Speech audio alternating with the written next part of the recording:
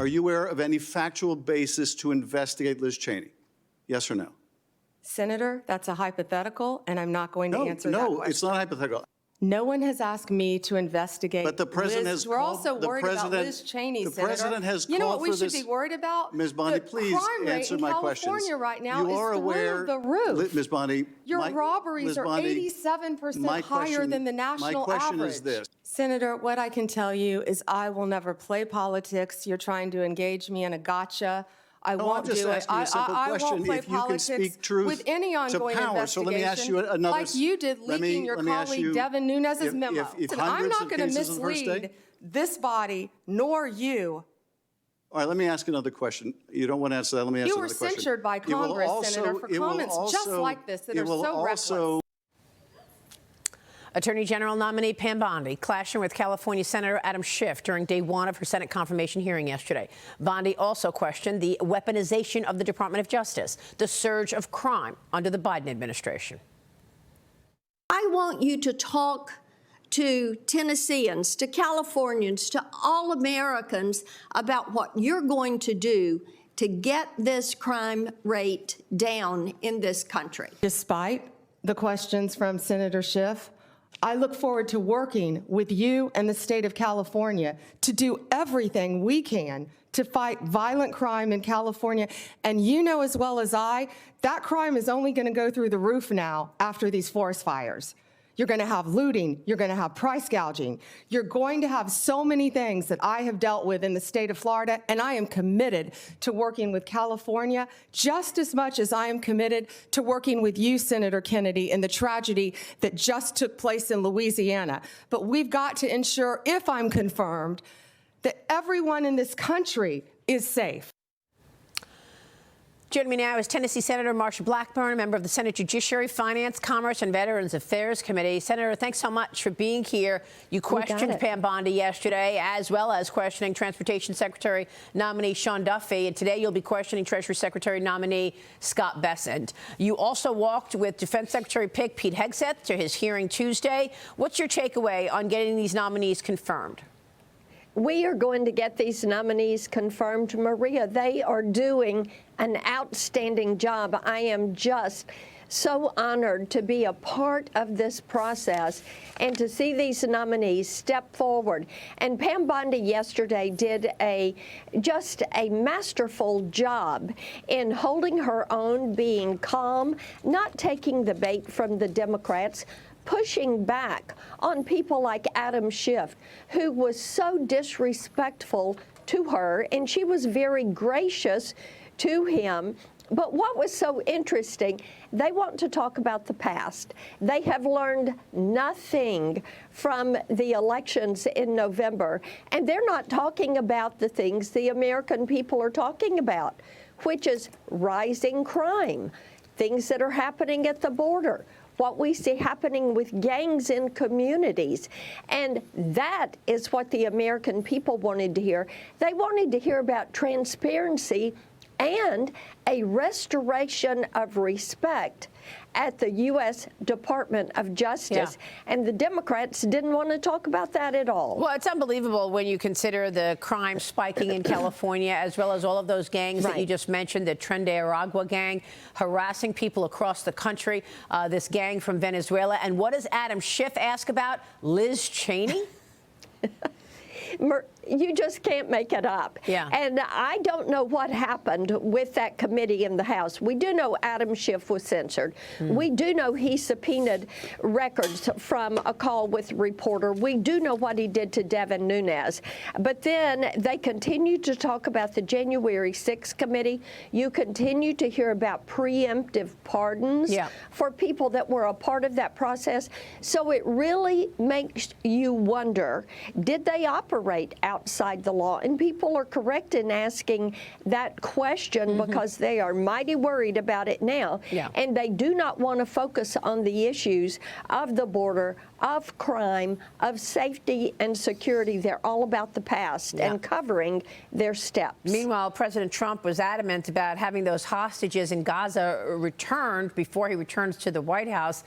Israel is now delaying its cabinet vote to approve this ceasefire deal with Hamas. Prime Minister Benjamin Netanyahu is accusing the terrorist group of backtracking on parts of the agreement. I'd like to know what you can tell us about this. President Biden is trying to take credit for everything on this deal. He did so during his farewell speech last night.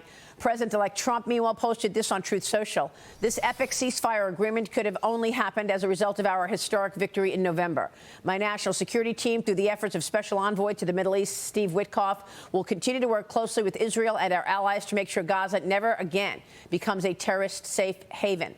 Arab officials told the Times of Israel Steve Witkoff, Trump's Middle East envoy, swayed Netanyahu more in one meeting than Biden did all year, Senator.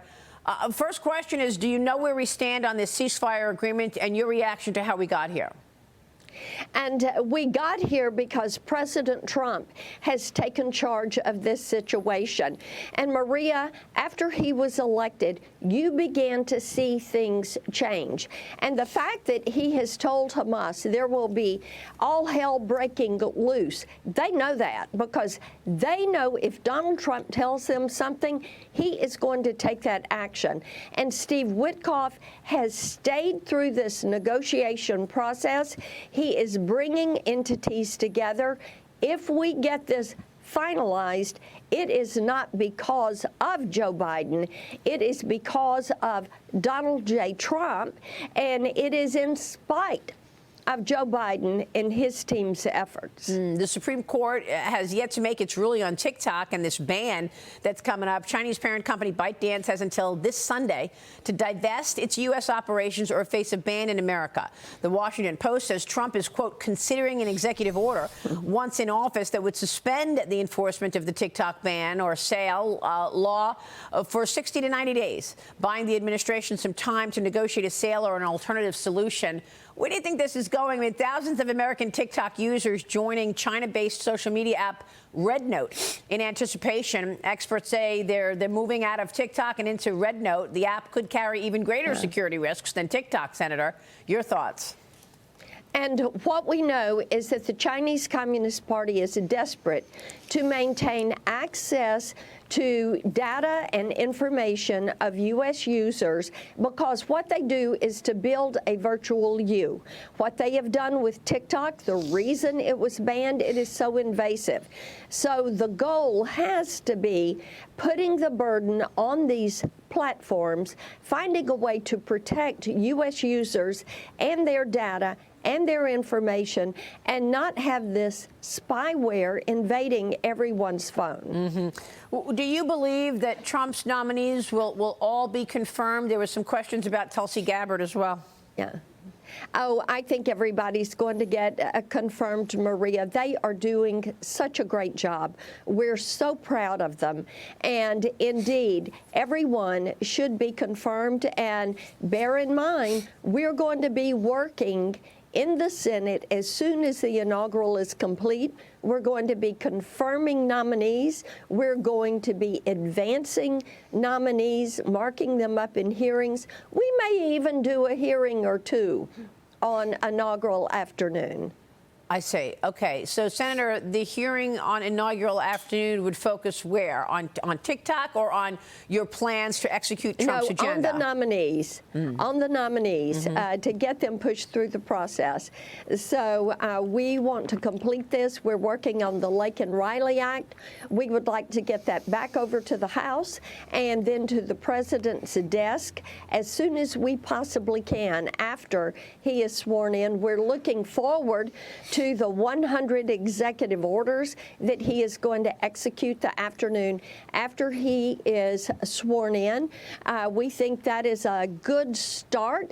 It might take us 1,000 executive orders to undo all the bad that Joe Biden has done. But the point is, Maria, we are going to be there working. We are not going to waste one single minute of the Donald J. Trump administration. Do you expect the tax extensions to be in the first package? The tax extensions, I think, are going to take a little bit longer to work out. At Finance Committee, we have worked through this process. We are ready to begin moving forward, and you will see Senate Finance move forward with how we would approach this. Of course, the House is going to have to initiate this. We're going to do all we can to help them to be judicious in how they approach it and to look at pegging to current policy, not to current law, which will make the process easier. All right, we'll leave it there. We'll be watching your work, Senator. It's great to talk with you this morning. Thank you. Marsha Blackburn this morning. Stay with us. We'll be right back.